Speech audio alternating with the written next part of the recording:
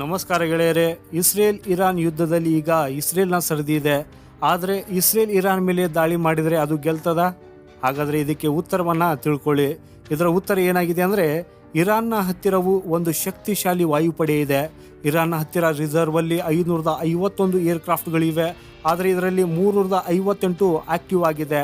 ಅದೇ ಇಸ್ರೇಲ್ ಹತ್ತಿರ 612 ರಿಸರ್ವಲ್ಲಿ ಇದ್ದು ಅದರಲ್ಲಿ 490 ಆಕ್ಟಿವ್ ಆಗಿದೆ. ಇರಾನ್ 186 ಫೈಟರ್ ಜೆಟ್ಗಳನ್ನು ಹೊಂದಿದೆ. ಅದರಲ್ಲಿ 121 ಯಾವಾಗಲೂ ದಾಳಿ ಮಾಡಲು ಸಿದ್ಧವಾಗಿದೆ. ಆದರೆ ಈ ಕಡೆ ಇಸ್ರೇಲ್ ಸಹ 241 ಫೈಟರ್ ಜೆಟ್ಗಳನ್ನು ಹೊಂದಿದೆ. ಅದರಲ್ಲಿ 193 ಯಾವಾಗಲೂ ದಾಳಿ ಮಾಡಲು ಸಿದ್ಧವಾಗಿದೆ. ಅಂದರೆ ಇಸ್ರೇಲ್ ಈ ವಿಷಯದಲ್ಲಿಯೂ ಇರಾನ್ಗಿಂತ ಬಹಳ ಮುಂದಿದೆ. ಇರಾನ್ 86 ಟ್ರಾನ್ಸ್ಪೋರ್ಟ್ ವಿಮಾನಗಳನ್ನು ಹೊಂದಿದ್ದು ಅದರಲ್ಲಿ 56 ಆಕ್ಟಿವ್ ಆಗಿದೆ. ಆದರೆ ಇಸ್ರೇಲ್ 12 ಹೊಂದಿದೆ. ಅದರಲ್ಲಿ 10 ಆಕ್ಟಿವ್ ಸರ್ವಿಸಲ್ಲಿದೆ ಹಾಗೂ 2 ಸ್ಟಾಕ್ನಲ್ಲಿವೆ. ಇರಾನ್ 102 ಟ್ರೈನರ್ಸ್ ಅನ್ನು ಹೊಂದಿದೆ. ಇಸ್ರೇಲ್ 155 ಟ್ರೈನರ್ಸ್ ಏರ್ಕ್ರಾಫ್ಟ್ ಅನ್ನು ಹೊಂದಿದೆ. ಇರಾನ್ ಹತ್ತಿರ 129 ಹೆಲಿಕಾಪ್ಟರ್ಗಳಿವೆ. ಅದರಲ್ಲಿ 84 ರೆಡಿ ಮೋಡಲ್ಲಿದೆ. ಆದರೆ ಇಸ್ರೇಲ್ 146 ಹೆಲಿಕಾಪ್ಟರ್ಗಳನ್ನು ಹೊಂದಿದ್ದು ಅದರಲ್ಲಿ 117 ಆಕ್ಟಿವ್ ಮೋಡಲ್ಲಿದೆ. ಇರಾನ್ 13 ಅಟ್ಯಾಕಿಂಗ್ ಹೆಲಿಕಾಪ್ಟರ್ಗಳನ್ನು ಹೊಂದಿದೆ. ಆದರೆ ಇಸ್ರೇಲ್ 48 ಅಟ್ಯಾಕಿಂಗ್ ಹೆಲಿಕಾಪ್ಟರ್ಗಳನ್ನು ಹೊಂದಿದೆ. ಇಸ್ರೇಲ್ ತನ್ನ ಪ್ರದೇಶಕ್ಕಿಂತ ಹಲವು ಪಟ್ಟು ದೊಡ್ಡದಾದ ಇರಾನ್ ಮೇಲೆ ದಾಳಿ ಮಾಡಲು ಅಮೆರಿಕಾದಿಂದ ಸ್ಟೆಲ್ತ್ ಫೈಟರ್ ಜೆಟ್ F-35 ಸಹಾಯವನ್ನು ಪಡೆಯಬಹುದು.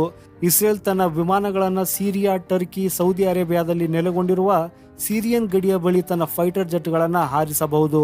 ಅಲ್ಲಿಂದ ಅವರ ವಿಮಾನಗಳು ಸಿರಿಯಾ, ಟರ್ಕಿ, ಸೌದಿ ಅರೇಬಿಯಾಗಳ ಆಕಾಶದಲ್ಲಿ ಹಾರಿ ಇರಾನ್ವರೆಗೂ ತಲುಪಬಹುದು. ಇಸ್ರೇಲ್ನ ಈ ಹೆಜ್ಜೆಯನ್ನು ಎಲ್ಲ 3 ದೇಶಗಳು ಸಹ ವಿರೋಧಿಸಬಹುದು. ಆದರೆ ಯಾವ ರೀತಿಯಲ್ಲಿ ಇರಾನ್ ರಾತ್ರಿಯಲ್ಲಿ ರಹಸ್ಯವಾಗಿ ದಾಳಿ ಮಾಡಿದೆ, ಅದೇ ರೀತಿಯಲ್ಲಿ ಇಸ್ರೇಲ್ ಕೂಡ ದಾಳಿಯನ್ನ ಮಾಡಬಹುದು. ಇತರೆ ದೇಶಗಳಿಗೆ ಸುಳಿವು ಸಿಗುವ ಹೊತ್ತಿಗೆ ಇದು ಯುದ್ಧ ವಿಮಾನಗಳ ಎಲ್ಲಾ ರೆಡಾರ್ಗಳನ್ನು ತಪ್ಪಿಸಿ ಇರಾನ್ನ ಪರಮಾಣು ಸ್ಥಾವರ ಮತ್ತು ಶಸ್ತ್ರಾಸ್ತ್ರ ಡೀಪುಗಳನ್ನು ಧ್ವಂಸ ಮಾಡಿ ಹೋಗಲಿದೆ. ಹಾಗೂ ಈ ಕೆಲಸವನ್ನ ಅಮೆರಿಕಾದ F-35 ಫೈಟರ್ ಜೆಟ್ ಮಾಡಲಿದೆ. ಮೊದಲಿಗೆ ಇಸ್ರೇಲ್ ಈ ಆಯತೊಲಾದ ಎಲ್ಲ ಏರ್ ಡಿಫೆನ್ಸ್ ಸಿಸ್ಟಮ್ ಅನ್ನು ನಾಶಪಡಿಸಲು ಪ್ರಯತ್ನಿಸುತ್ತದೆ. ಯಾಕಂದ್ರೆ ಇದರಿಂದ ಇರಾನ್ನ ನ್ಯೂಕ್ಲಿಯರ್ ಸೈಟ್ಸ್ವರೆಗೂ ತಲುಪುವುದಕ್ಕಾಗಿ.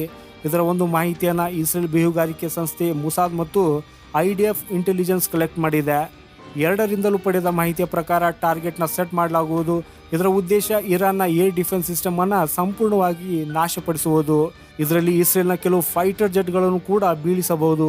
ಆದಾಗ್ಯೂ ಇಸ್ರೇಲ್ ಹತ್ತಿರ F-35 ಇದೆ ಹಾಗೂ F-35ನಿಂದ ಬಾಂಬ್ ಬೀಳಿಸುವ ಮೊದಲು F-15 eagle, F-16 fighting falcons air defence system ಕೂಡ ನಾಶ ಮಾಡಲು ಅಲೆಯಲಿದೆ.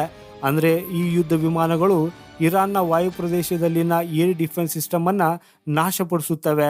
ಇದರ ಕೆಲವೇ ಸೆಕೆಂಡುಗಳಲ್ಲಿ F-35 ಫೈಟರ್ ಜೆಟ್ ಇಂದ 5,000 ಪೌಂಡ್ನ ಅಮೆರಿಕನ್ GBU-72 ಬಾಂಬುಗಳನ್ನು ಬೀಳಿಸಲಾಗುತ್ತದೆ.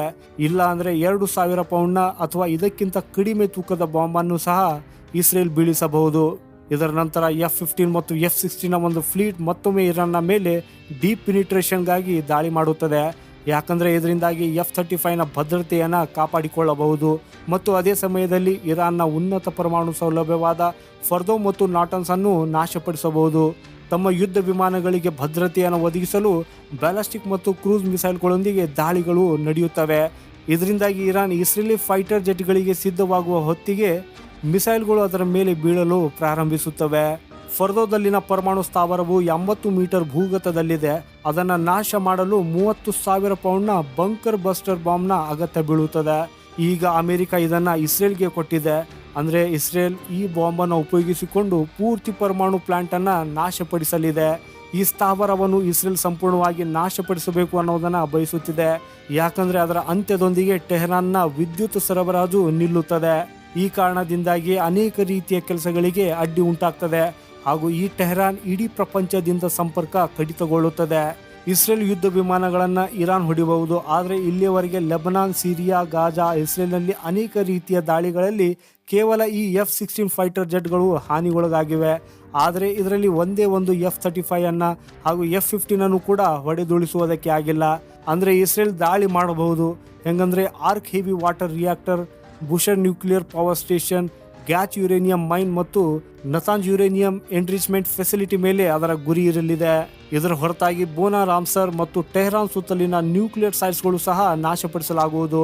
ಇರಾನ್ ಮೇಲೆ ದೊಡ್ಡ ದಾಳಿಯನ್ನು ಪ್ರಾರಂಭಿಸುವ ಮೊದಲು ಇಸ್ರೇಲ್ ಅದರ ಹಿಂದೆ ಹಮಾಸ್ ಮತ್ತು ಅದರ ನೂರಾರು ಡ್ರೋನ್ಗಳು ಮತ್ತು ಬ್ಯಾಲಿಸ್ಟಿಕ್ ಮಿಸೈಲ್ಗಳೊಂದಿಗೆ ದಾಳಿ ಮಾಡುತ್ತದೆ ಅನ್ನೋದನ್ನು ಯೋಚಿಸಬೇಕು. ಇದರಿಂದ ಜೆರುಸಲೆಂಗೆ ಸಮಸ್ಯೆ ಆಗಬಹುದು. ಆದರೆ ಅಮೆರಿಕವು ಅವರ ಹಿಂದೆ ಇರುವುದಿಲ್ಲ ಅನ್ನೋದನ್ನು ಸ್ಪಷ್ಟಪಡಿಸಿದೆ. ಆದ್ರೂ ಇಸ್ರೇಲ್ ನಿಲ್ಲೋದಿಲ್ಲ. ಸೊ ಗೆಳೆಯರೆ, ಈ ಮಾಹಿತಿಯ ಬಗ್ಗೆ ನಿಮ್ಮ ಅಭಿಪ್ರಾಯ ಏನು ಅನ್ನೋದನ್ನು ಕಮೆಂಟ್ ಬಾಕ್ಸಲ್ಲಿ ಕಮೆಂಟ್ ಮಾಡಿ ತಿಳಿಸಿ. ಈ ವಿಡಿಯೋ ಇಷ್ಟವಾದರೆ ಲೈಕ್ ಹಾಗೂ ಶೇರ್ ಮಾಡಿ. ಇನ್ನೂ ನಮ್ಮ ಚಾನೆಲನ್ನು ಯಾರು ಸಬ್ಸ್ಕ್ರೈಬ್ ಮಾಡಿಲ್ಲ ಚಾನೆಲನ್ನು ಸಬ್ಸ್ಕ್ರೈಬ್ ಮಾಡಿ. ನಮಸ್ಕಾರ.